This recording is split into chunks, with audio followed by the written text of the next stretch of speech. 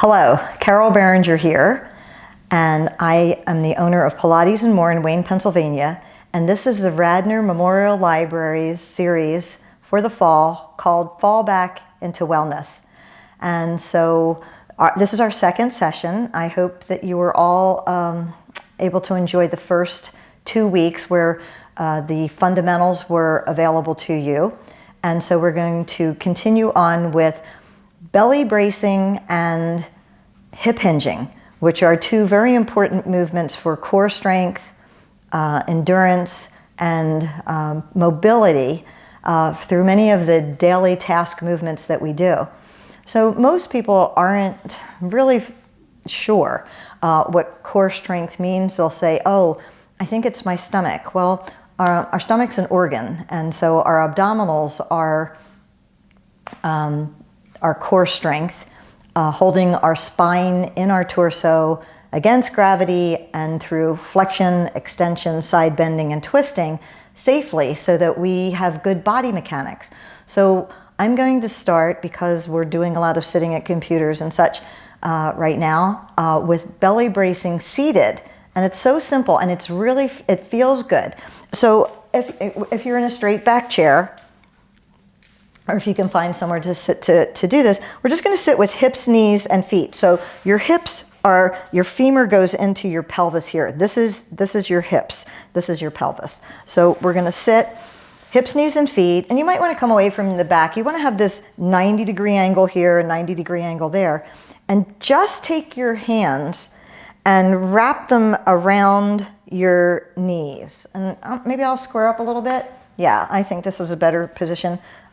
Okay, so we're going to just put the butt of your palms at the end of your thigh bone, and then wrap your hands around your kneecap. And you're going to push your arms straight as you can make them, and you're going to pull your belly back away from your shirt so you're right up on your sits bone. So this is a very neutral spine. And then you're just going to push your heels up, and you're going to hold that. And right now, I know it seems like, if you're looking at me, this is nothing. Okay, right now, I can feel my entire torso bracing. So by pressing down here, you're pulling your shoulders down away from your ears and pushing your knee up into your hands. And we're doing this seated. We're going to move to a prone position soon and then bring it down.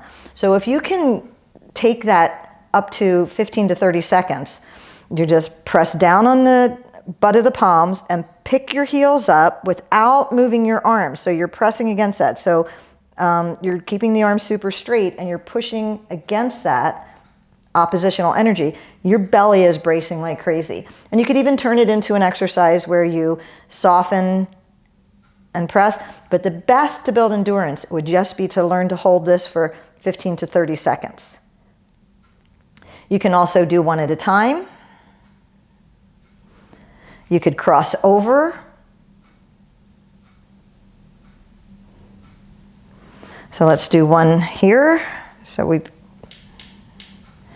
And you can begin with 5 seconds, but you want to just incrementally take it. So I'm just doing it very quickly here seated, because we're going to take it to lying down. But if you were sitting at a desk and you just know that you're sinking into your hip sockets and you just feel out of sorts, this quick belly bracing will set you right back up into your neutral spine, and you'll be in control of your body with your torso muscles instead of just compressing your spine and sinking into your hip sockets.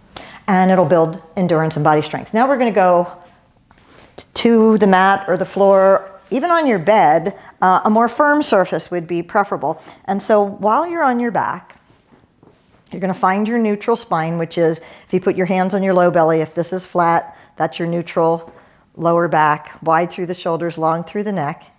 And then you can pick up one knee and then the other, wrap your hands around like we did, flex the ankles, push the arms straight, and then pull the knees back against this.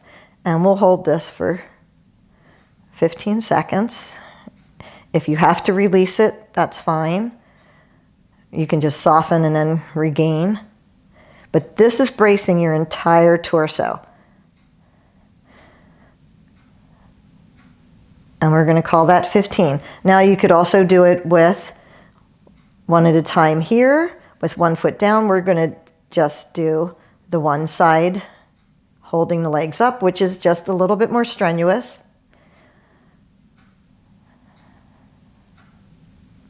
And you're breathing.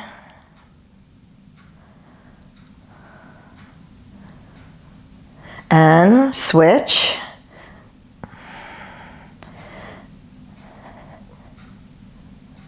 And anytime you need to take a break, you could take one leg down. You can pick it back up, but you want to keep stable through your torso.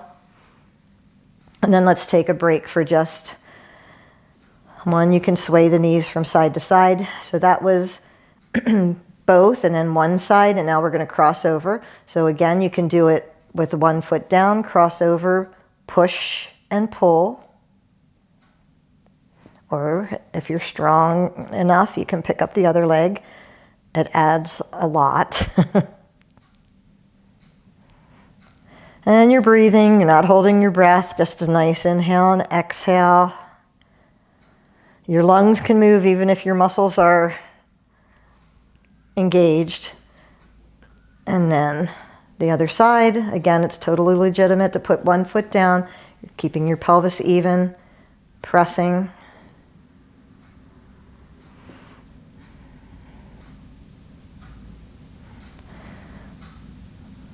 And then the last set we'd want to do evened up.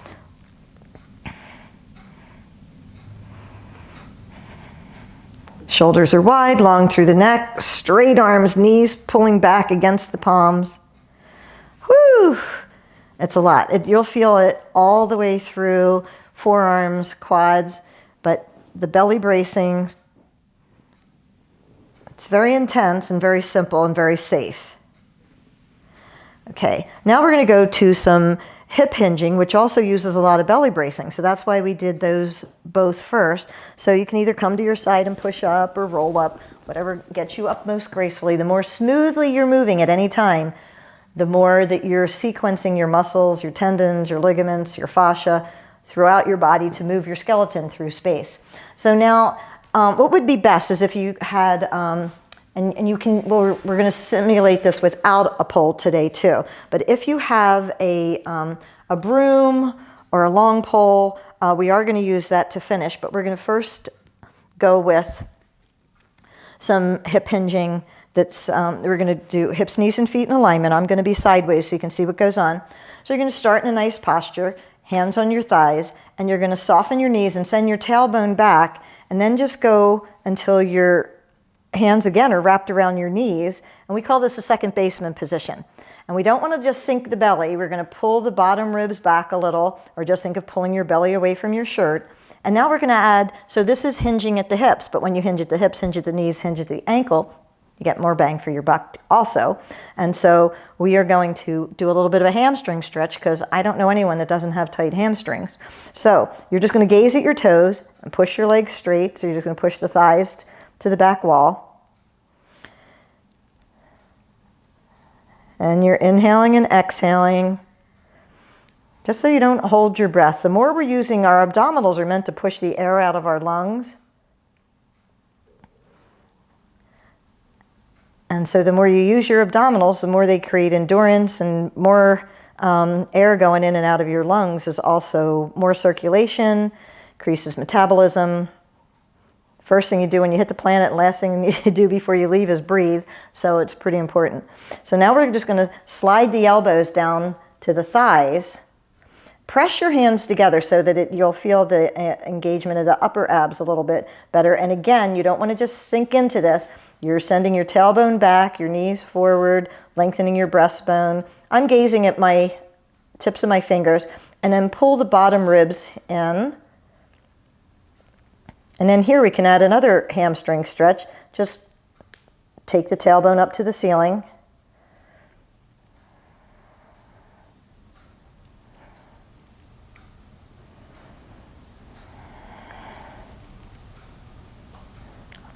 And I'm just doing 5 of these.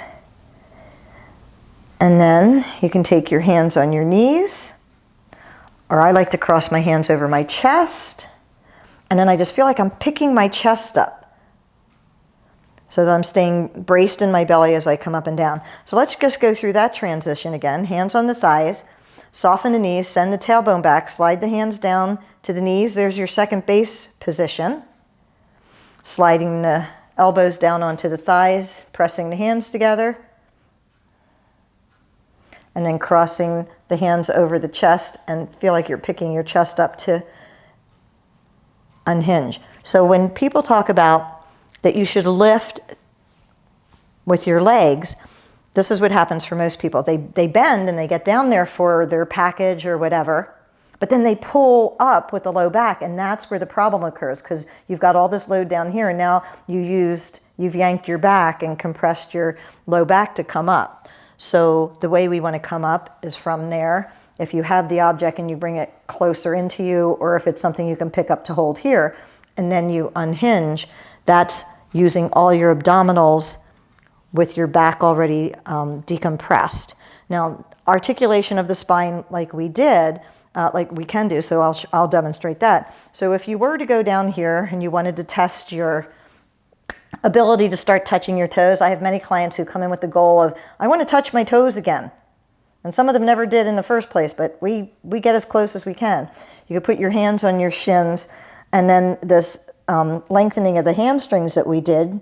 So you can just walk your hands down your shins as far as you can go and let your head hang. And then if you wanted to articulate up, because articulation is also a wonderful ability to have, you could walk your hands up your shins or slide them up so that you're closing a kinetic chain and soften the knees to tuck the tailbone and round up. And that's a good exercise. You wouldn't want to do that while you're trying to pick up something heavy. So the hinging, very safe. And as an exercise, articulation is a different exercise, but also important, but just know when you're picking up something heavy. Now, we're going to use this bar, and again, if you have a broom, well, I'll also demonstrate it without, but if you have this, how you're going to hold it is you're going to take one hand and put it against your head, and then one hand in this natural curve of your spine, feet pelvis width, and the idea is that you keep the hand touching the head, the bars touching your tailbone area, and then you soften the knees and hinge at the hips. And this will almost automatically brace your belly, but you want to make sure if all this is touching, this will just automatically keep your belly braced. And then you can just practice that. And again, you want to sequence, send the tailbone out, soften the knees a little, and then hinge at the hips.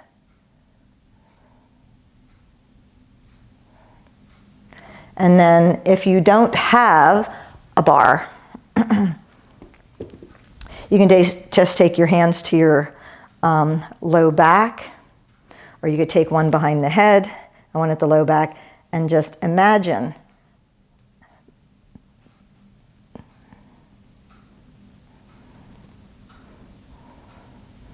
and then think of picking the breastbone up.